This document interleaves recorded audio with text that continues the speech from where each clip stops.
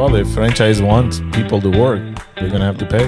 If they don't, they can close the store and go home. Yeah. Say they don't. Really, that's what it is, isn't it? Yeah. Let the free market decide, huh? Yeah. Go work somewhere else. So if we took all the subsidies for unemployment and they didn't pay the $11 to $15 an hour, you think the McDonald's counter is going to be empty? Or do you think it stays empty if unemployment pays more than the McDonald's does? It may. Although, I've been to McDonald's several times. They seem to be okay. Sure. So I don't know. I thought we was talking about that. I thought we was making a finite scenario that if McDonald's didn't raise their wages, then nobody would work there. And that was just my retort to that. I didn't say that. I said that if they want them to work, then they should pay more wages. That's what we said. I mean, if they don't want to hang a sign saying they're closed because of not having enough staff, pay more wages. People will show up. That just happened. As they say, if you build it, they will come. So what was that story we just saw? Right, we just saw a story where somebody put on an ad, $15 an hour, and like they had overwhelming responses too. Yeah, there was a ice cream shop in Pennsylvania. He put a sign in the door saying starting wage $15 at his ice cream parlor, and he had almost 1,000 applications. Well, man, he must have had some sort of magic wand because once again, because one municipality, like I said, I work at, I'm in the solid waste division, and we was trying to pay our people high wages, and we wasn't getting people to show up, and we're actually having even currently to use labor ready services or temp people to come in and do the job for us, and they was starting the people out at $18.50 an hour just to be in the truck, and then $5 extra an hour to throw the bags all day. I mean, there will always be jobs that people don't want to do. I mean, I don't want to be a roofer in Texas in 110-degree weather. What?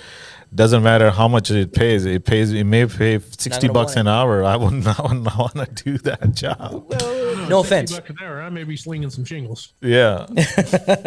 I mean, I'm gonna pass. I mean, there are jobs. I mean, there could be a job out there for being a miner, paying $200,000 a year, but I don't want to do that. Yeah. I would argue that if you want more money, you work for advancement. There's an idea. McDonald's, Wendy's, things of that nature, in my opinion, would be an entry-level position for your high school people. Now, like me, I started off making minimum wage, and throughout the years, I have worked my way into management positions by hard work. So I wanted the more money. It was the incentive to work harder and earn the money. And I can live somewhat comfortable because of the hard work I put in to get the pay that I'm making. Nowhere in there do I think I would have gotten where I'm at today if the government stepped in and said, well, you need to pay your people $15 an hour. So if you had gotten that wage, you would never want to advance? Why not? No, I would have wanted to advance, but I think it lessens the advancement opportunities because the more they have to pay out their frontline employees, the more they're going to have to take out on the back end. And that money has to be made up somewhere. Yeah, it'll be $5 burger becomes a $10 burger. It'll be out of their stock buyback programs. I wonder if that stock buyback is a bad thing. It's a bad thing. Obviously, look at American Airlines. What did it do? Why do they buy back stock? What's the point? Well, you buy back the stock so you own it in case you need to resell it later. No. What's a better reason for it? That don't work. No, the better reason is to increase the stock price. And it's a legal way to take companies' money and transfer it to the top. It's stealing, basically stealing. And how does that affect the poor people? Tell us. It's affected by not paying wages. That money can be transferred to employees. In fact, American Airlines didn't they lay off 30% of their? Yeah. What staff was it? It was in hospitality. It was Hilton did that. But they were asking for volunteers though after they laid the people off. Yeah. Like, well, okay. Volunteers to work? Yeah, they were asking for volunteers to come and work. I think was it DFW? I can't remember that, but it's, because they laid off like 30%, and they wanted volunteers to come and help out in other places. Like, well, hire more people. Did they get it? Did they get their volunteers? I doubt it.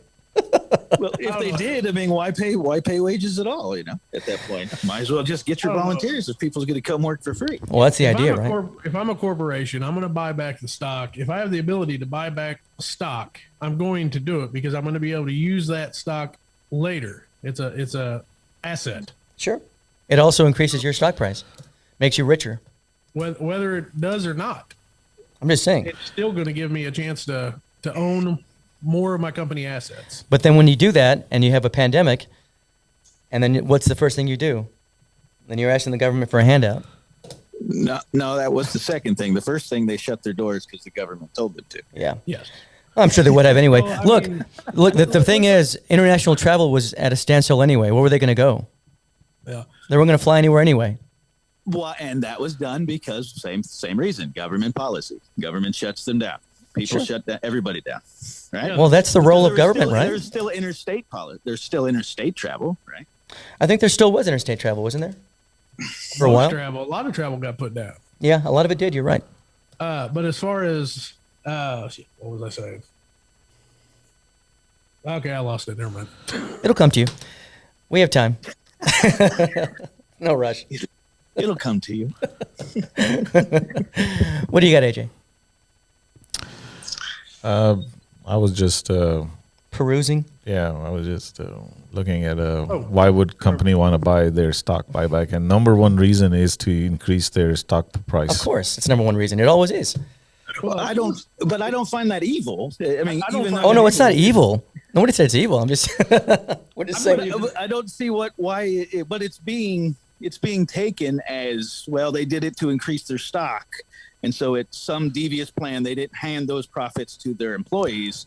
Automatically, that it then became the evil position, right? No, the thing is, the company did not produce any new products or they increased their business, but the stock price went up just because they bought their own stock.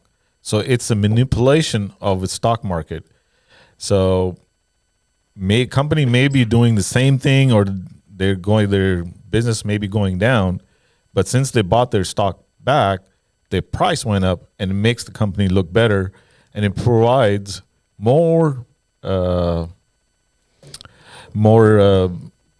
compensation for the executives, because they can justify saying, look what we have done, our stock. Most of the CEOs' pays are linked to stock price. The majority. Of it is. How their stock is performing. So their incentive is just totally out of whack. So did correct me if I'm wrong. Did you say a remedy for their company going down was to buy their stock back to make their company look better? I didn't say that. I said that's what I thought you said. no. That's not what I said. What I said was the incentive is, number one incentive to buy their stock back is to increase the stock price, and the way most of the executives are compensated are based on stock price. So if the stock price goes up, even though they have not increased their sales, or they have produced a new product, or they develop new ways to doing business, it's just their stock went up, so their compensation is going to be better. So is that a rule of business? Is if your stock market goes up, your executives make more money? Most of them, their contracts are aligned that way, and most of the CEOs stay in their job maybe 3 years, 4 years, 5 years, and they're out of there. And based on that, they want to create their value and their compensation. For that period, they don't care what happens in long term. The stock buyback money could be used to producing new products. Could be put in as an R&D. Could be used as employee incentives. I mean, it could be paid as wages, so employees are happier. They produce better products. I mean, look at GM. What happened in the 70s and 80s? Their product went down. The company went bankrupt because Uncle Sam bailed them out. Yeah. Bad news. And then gave it back to the same people that bankrupted in this first place. So Yeah. So what is the bad act there? So I'm just trying to figure out what you disagree with. So you disagree with the fact that they created more money and hand it to the executives, whereas you would believe they should hand it to their employees to make their lives happier and better. Is that what you disagree with in with corporations? Yeah, I mean, if you have so much money, pay it through the wages, which could be taxed from the people. They can go out and spend more money in the economy. The money supply would increase. Government can tax the corporation at a 28, 35% rate, and I mean the cycle would not repeat itself. Which they're not going to pay though. Yeah, They're not going to pay 28%. I know. But Nobody pays 28. Nobody pays 21%. Why don't you agree with the government just coming in and saying you can't just take over the company? What's the difference if the government will do such a better job with the profits and funds? Why wouldn't we just elect a government to come in and take over our private corporations and our markets? Why are you not an advocate for that? I'm curious. So why aren't you a because socialist? I'm not a communist. You're not a Marxist. I don't see what the difference is personally. This is just clarification for me because I don't see the difference. The clarification is versus... there are certain things that private sector cannot do, like military, like police, like fire, healthcare, education. These are private sector. These are not in interest for the private sector. Private sector is in business to make money. Having a firefighter or a police officer is costing money. There is no way to make money out of that, unless you own a private prison system. I mean, that's one way. I agree with that. Education is not in private sector's interest because it costs more money to educate a child. So those things cannot, it's just not in corporations' interest. But if corporations want educated people, then they would have to pay taxes to get those people. See, that is the thing. And you think that but that's what my point was, is you feel that the government is the hero in the scenario of distributing the profits from companies through taxation to government-ran entities and increase it to the point where the more successful you are, the more you pay. And how is that not ultimately just being predominantly involved in someone's business? If you feel that they should be forced to pay more, the better they do. We're not asking them to run their business in a certain way. They can run their business any way they want, as long as if you're making $100. Okay, we're going to take $35 out of that system, out of that money, because we have provided roads for your employees to come to work. We have provided safety for you to be able to do that, to be able to run that business. We have provided Education. Court system for you to be able to protect your patents and your products. Coca-Cola, is protected, heavily protected. Nobody can copy their product.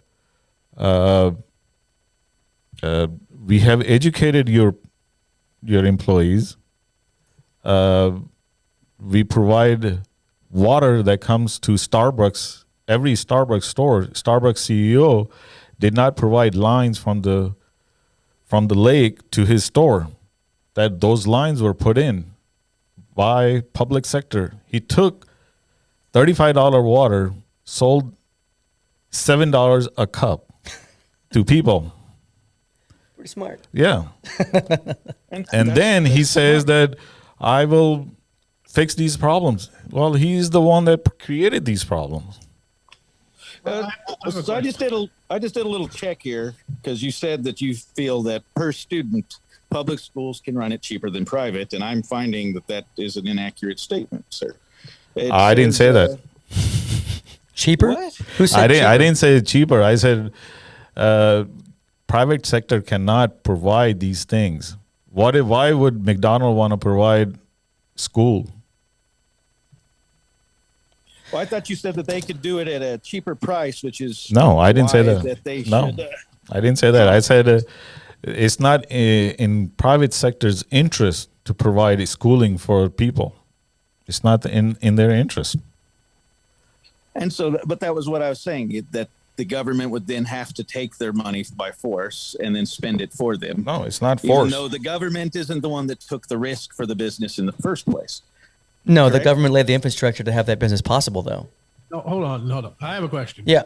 So, AJ, you said, if you make $100, they take $35 because they laid the roads, they did this, they did that, right? Yeah. Where did the government get the money to do that?